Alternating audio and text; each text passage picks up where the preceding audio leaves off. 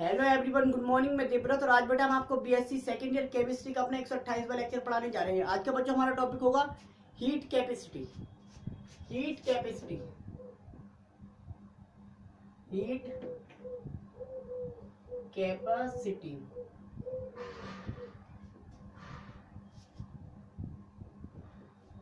Heat capacity, heat capacity को बेटा denote करते हैं हम सी से, denoted by C. Heat capacity को सी से रिप्रेजेंट करते हैं।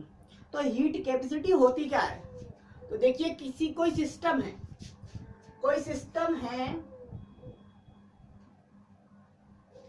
इस सिस्टम में ये लिक्विड भरा हुआ है,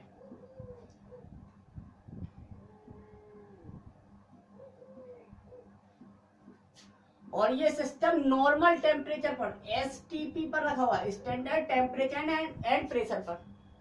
तो एसटीपी पर रखा हुआ है।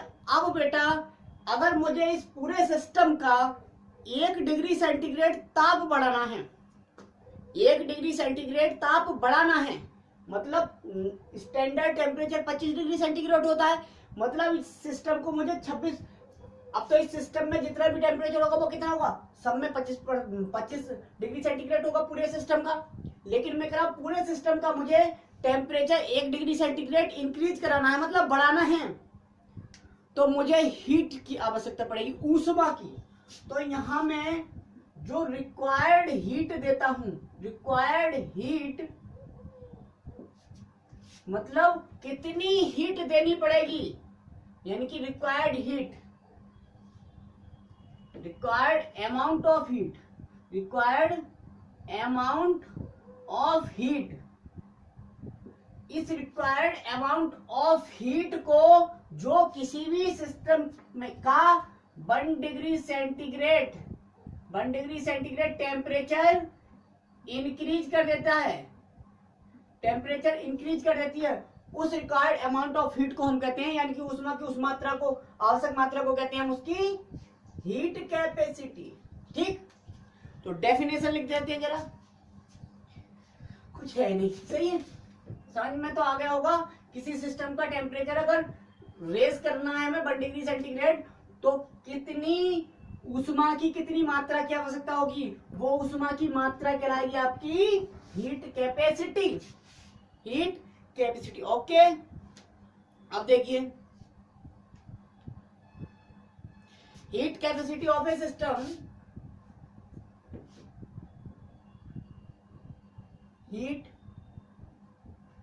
Capacity of a system, heat capacity of a system is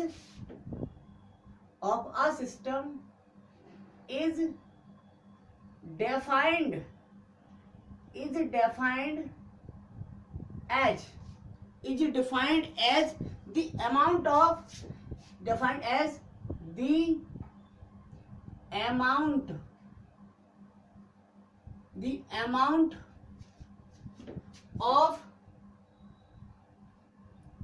of heat, okay, amount of heat required to raise the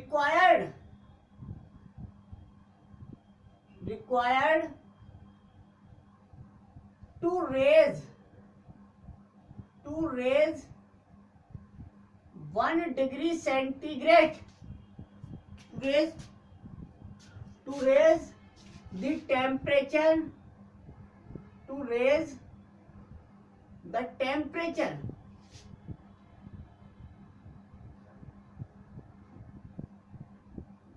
to raise the temperature through 1 degree centigrade, through 1 degree centigrade. या तो ऐसे define कर दो, ये थोड़ा आपको easily लग रहा है, और इजी वे में लिख देता हूं जो मैंने जैसे एक्सप्लेन किया। और हम कह सकते हैं heat capacity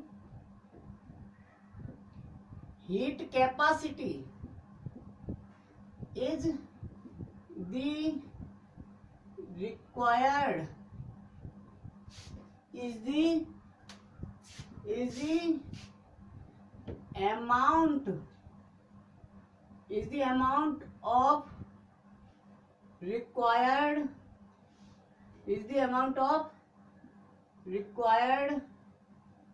energy,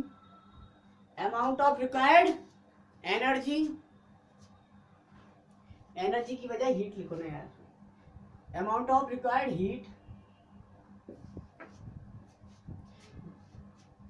which increases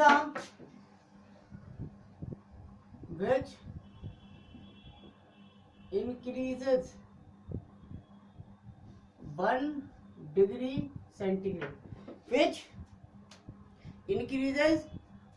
centigrade temperature of that system.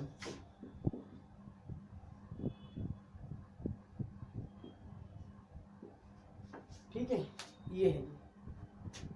अर्थात हम कह सकते हैं heat capacity is equal to heat energy change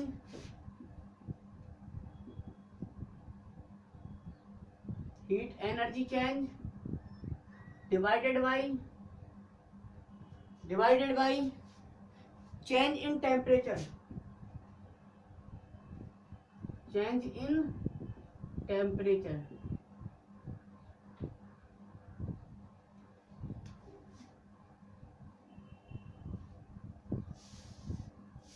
हो गया। अर्थात C equal to heat capacity को कहते हैं हम C इक्वल टू क्या हो जाएगा, Q2 minus Q1 divided by T2 minus T1। यहां तक हो गया। आगे ले चलते हैं, जरा नोट करो, पहले मुझे मिटाना पड़ेगा बेटा। हो गया, आई होप नोट कर लिया होगा बेटा।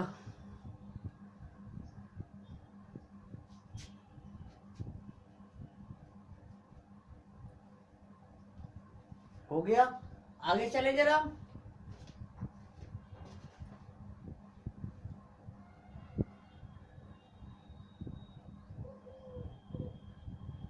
हो गया, देखो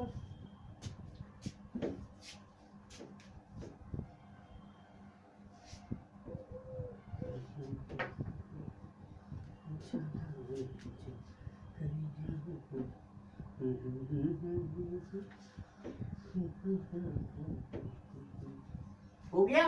देखो हमने लिखा था दो भागों बांट दो बोर्ड को। हमने लिखा था C equal to Q2 minus Q1 divided by T2 minus T1 और C इक्वल टू हो जाएगा delta Q divided by delta T। और आप जानते हैं क्योंकि डेल्टा Q अभी मैंने डिफाइन किया था, क्या मैंने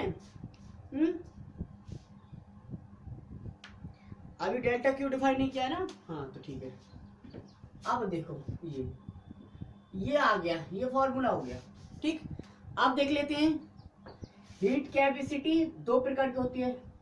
हीट कैपेसिटी दो प्रकार की, क्या मतलब दो प्रकार से पढ़ेंगे हम, डिफाइन करते हैं। Heat capacity is of two type for study. दो प्रकार की मतलब अध्ययन के लिए दृष्टि से कर रहे हैं हम, दो प्रकार की।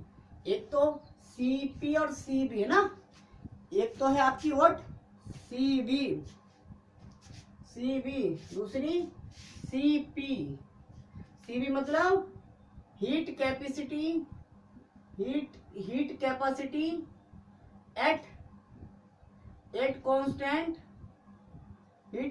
एट कांस्टेंट वॉल्यूम,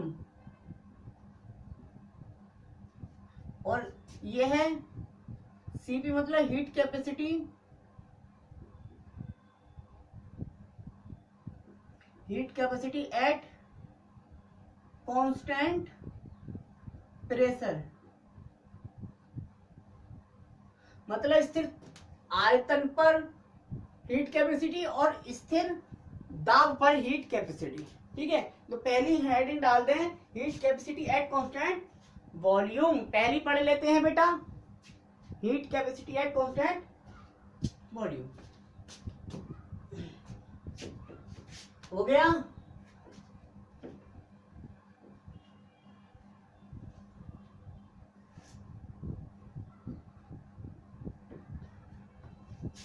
यह है heat capacity at constant volume. जब वॉल्यूम कांस्टेंट होगा यानी कि सीबी पढ़ रहे हैं हम, फिर देख लेंगे दोनों में relation between CT and CB है।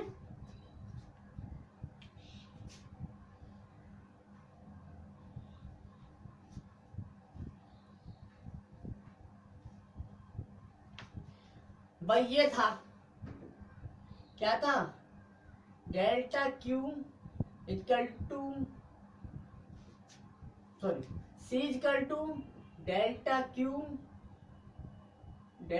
Divided by delta T. ठीक, सॉरी यार, डेल्टा टी, अरे अरे क्या बन रहा है ठीक है, ये हो गया, ये था यार। अब लिखेंगे from first law of TDS. उसमें गति का प्रथम नियम क्या था, डेल्टा क्यू क्या आया था बेटा, डेल्टा क्यू देख लीजिए वहां से क्या आया था, ये पढ़ा था डी क्यू बराबर d U into P into delta B. ये कहते वहां से तो नहीं आया, वहां तो ये था सर, वहां तो ये था डी यू या डेल्टा यू इक्वल टू, वहां पे क्या था, ये था, ये वाला रिलेशन था वहां पे, तो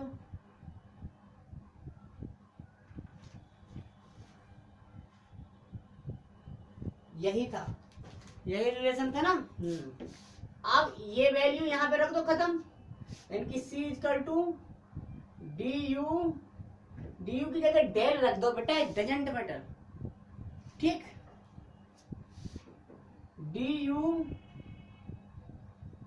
है तो ये भी change, into P d U into a plus है, प्लस होना चाहिए, प्लस है, प्लस है यहाँ पे, plus P into d V divided by d T. ये आ गया, आगे देखो जरा, हो गया, हो गया,